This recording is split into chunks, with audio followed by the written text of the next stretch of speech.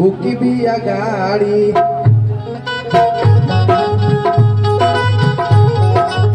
Sunday के सोना हमार बुकी गाड़ी जीजा सब देखा हाई दीदियो जात भारी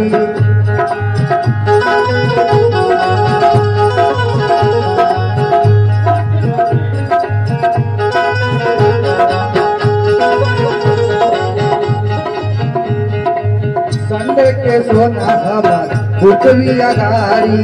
जीजा संग देखा हाई दीदियो जात भारी बड़ी मशहूर होला ओ के संखा बोला और बोला चाहिए का समान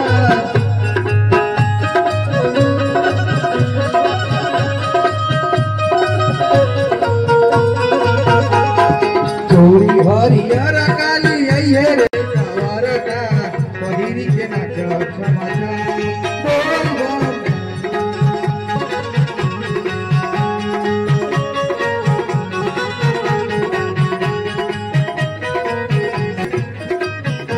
क्या बात है संडे के सोना हमार बुकवी गाड़ी जीजा संग देखा हाई दीदियो जात भारी बड़ी मशहूर होला वही जगह घर बोले बड़ी मशहूर होला वही जगह घर बोले और बोला चाहिए का समान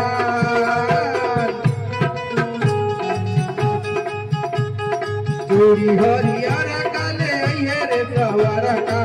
पहिरी के नाच समाचा ये बोल दो चोरी हरियर काले ये रे सवार का पहिरी के नाच